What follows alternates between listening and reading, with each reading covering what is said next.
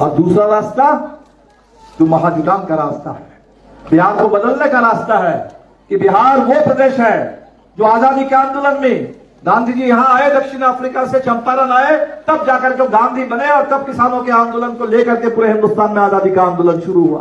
बिहार वो प्रदेश है 1857 में कुंवर सिंह हो और पीराली हो, उस उम्र में कुंवर सिंह खड़े हो जाते हैं और पूरे तलवार लेकर के अंग्रेजों के खिलाफ लड़ाई छेड़ देते हैं और हिंदुस्तान को आजादी मिलती है। 1942 में करो या मरो का नारा होता है और पूरा बिहार खड़ा हो जाता है 42 के आंदोलन में। हर बिहार के हर जिले में आपको शहीदों का स्तंभ मिल जाएगा और पूरा देश आजाद हो जाता है।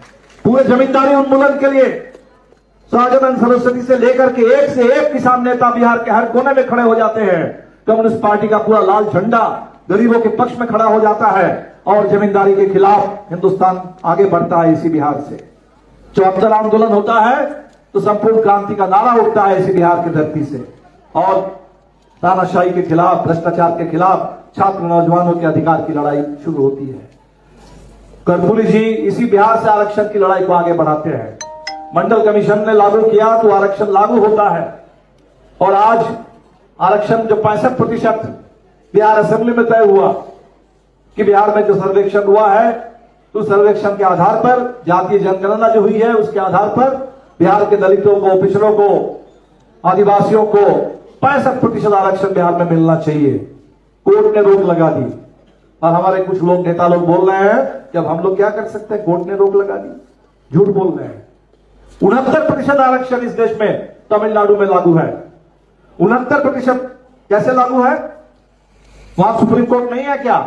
वो इसलिए लागू है कि तमिलनाडु का आरक्षण संविधान के 9वीं अनुसूची में दर्ज है। संविधान के 9वीं अनुसूची में जो विषय रहेगा वहां कोर्ट की दखलंदाजी नहीं चलती। तो सीधी बात है, बिहार के 65% आरक्षण को भी संविधान के 9वीं अनुसूची में डाल दो, उस पर कोर्ट की दखलंदाजी बंद करो और बिहार में 65% आरक्षण की गारंटी करो। हमारे रसोईया बहनों को 1650 रुपए मिलते हैं और वो भी साल में 12 महीने नहीं 10 महीने। अभी संसद में सवाल उठा कि पूरे हिंदुस्तान में किस प्रदेश में रसोईया को कितना पैसा मिलता है। संसद में क्या जवाब आया? केरल में, जहां कम्युनिस्टों की सरकार है, 12,000 रुपए मिलते हैं रसोईया को महीने में। बगल में तमिलनाडु है, इसी हिंदुस्तान का प्रदेश, 10,000 रुपए मिलते हैं और बिहार में 1650। सबसे निचले पायदान पर हम लोग हैं। तो अगर इस स्थिति को बदलना है तो हमें दूसरा रास्ता चुनना पड़ेगा। वो सांप्रदायिकता का रास्ता, बंटवारे का रास्ता, नफरत का रास्ता, लूट और झूठ का रास्ता, ये अफवाह उड़ा करके, घुसपैठी की बात करके बिहार में लोगों के आंख में धूल झोंकने वाला जो रास्ता है, जिस रास्ते पर इतने दिन तक नीतीश कुमार राज किए हैं, नीतीश जी के कंधे पर भाजपा के बंदूक, उस भाजपा ने नीतीश के कंधे पर बंदूक रख करके चलाने का काम किया और आप सीधे अपने हाथ में लेकर के बिहार को निशाना बनाने की जो कोशिश कर रहे हैं, इसको रोकना होगा।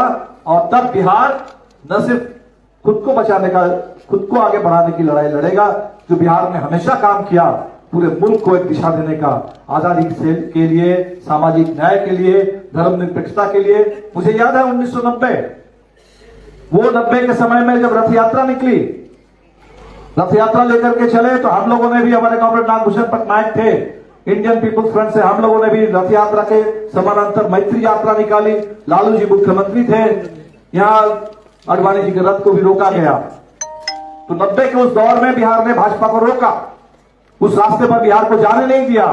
और आज अगर ये लोग, कुछ लोग सोच रहे हैं कि इस दौर में जब पूरे देश का संविधान खतरे में है, लोकतंत्र खतरे में है, तो बिहार पर भाजपा का कब्जा हो जाएगा। ऐसे दौर में बिहार को बचाने के लिए निर्णायक एकता की जरूरत है और इसीलिए ये बदलो बिहार महाजुटान, इस महाजुटान से न सिर्फ हम लोग अपनी जो मांगे हैं, जो अपने मुद्दे हैं, निश्चित तौर पर उस लड़ाई को हम लोग आगे बढ़ाएंगे, मिलकर के लड़ेंगे तो जरूर मिलेगा। किसानों ने दिखाया, किसान, पूरे देश के किसानों ने मिलकर के लड़ा और मिलकर जब किसान लड़ाई लड़े, दिल्ली पर डेरा डाल दिए, दिल्ली के बॉर्डर पर किसान आकर के रह गए, तो एक साल में किसान, ठीक है 700 किसान शहीद हुए उस पूरे, लेकिन किसानों ने ऐसा इतिहास बनाया कि मोदी सरकार को भी पीछे हटना पड़ा।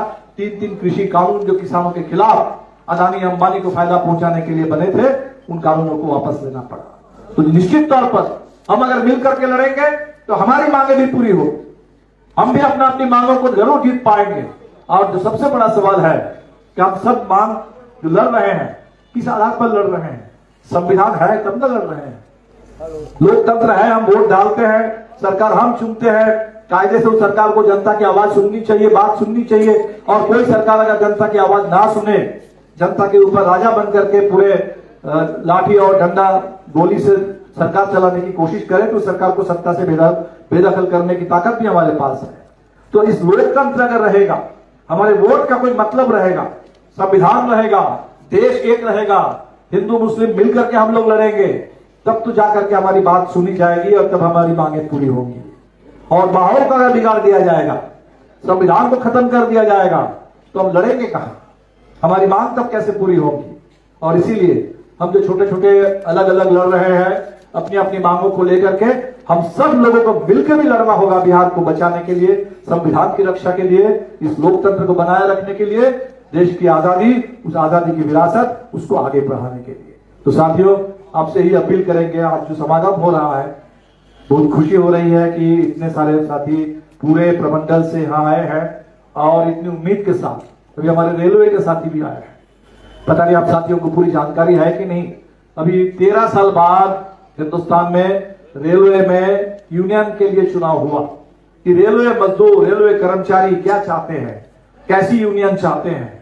और जब चुनाव हुआ, एक ऐसे दौर में जब हमारे रेलवे के साथी भी कम नहीं झेल रहे हैं, पूरे निजीकरण की मार है, आउटसोर्सिंग की मार है, जो आम यात्री भी, हमारे लिए जो ट्रेनें होनी चाहिए, हमारे लिए जो ट्रेन चलनी चाहिए, वो पैसेंजर ट्रेन, वो एक्सप्रेस ट्रेन, वो ट्रेन समय पर नहीं चलती, उसमें कोई यात्री सुविधा नहीं है। ट्रेन की बात करो तो वंदे भारत की बात करते हैं, बुलेट ट्रेन की बात करते हैं, सिर्फ अमीरों के लिए रेल यात्रा की बात करते हैं, गरीबों के लिए बात नहीं करते हैं। तो ऐसे दौर में हमारे पूरे जो रेलवे के साथी हैं, नई यूनियन, ये ईस्ट सेंट्रल रेलवे कहलाता है, धनबाद से लेकर मुगलसराय तक आपका ये समस्तीपुर, हाजीपुर, सब इलाके इसमें है। और यहाँ east central railway employees union जो AICCTU है, हमारे 1-2 इसका राष्ट्रीय सम्मेलन अभी दिल्ली में होने वाला है 24, 25, 26 फरवरी। आप साथी लोग भी जाएंगे, हम सब लोग मिलकर, चाहे हमारे गोप गुट के साथी हो, चाहे हमारे शिक्षक संगठन के साथी हो, रसोईया, आशा, आंगनबाड़ी की बहनें हो, हम सब लोग मिलकर के जिस एक्ट को चलाते हैं, उसी एक्ट में AICCTU में हमारे ये रेलवे के साथी भी हैं, उनकी भी यूनियन है east central railway employees union. और सिर्फ इसी जोन में नहीं है, वो पूरे हिंदुस्तान में फैली हुई यूनियन है, जिस फेडरेशन का नाम है IREF, Indian railway employees federation. तो हम इस बात के लिए साथियों को बधाई देंगे कि अभी 13 साल बाद जब चुनाव हुआ, तो रेलवे के मजदूर कर्मचारियों में, और उसमें भी रेलवे में सबसे ज्यादा मेहनत करने वाले और सबसे ज्यादा दमन झेलने वाले जो तबके हैं, जो ट्रैक मेंटेन करने का काम करते हैं और गाड़ी चलाने का काम करते हैं, लोको पायलट, इन साथियों ने मिल करके IREF को, ECRU को इस पूरे जोन में 1 नंबर की यूनियन के रूप में स्थापित कर दिया। 21,000 वोट दे करके, धनबाद से लेकर के मुगलसराय के बीच में ये जो भारत की रेल दौड़ती है यहाँ, तो उस रेल में हमारे साथी, वो साथी भी आज यहाँ आए हुए थे।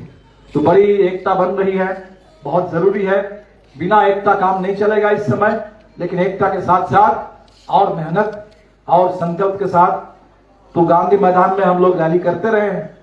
लेकिन अगर ऐसे निर्णायक मोड़ पर अगर हम चाहें कि भाई डबल इंजन के खिलाफ डबल ताकत के साथ हम लड़े, तो डबल ताकत गांधी मैदान में, डबल गोलबंदी हमको गांधी मैदान में करनी होगी। और गांधी मैदान को पूरी तरह से डबल गोलबंदी से भर देने के लिए आप इसे अपील करेंगे।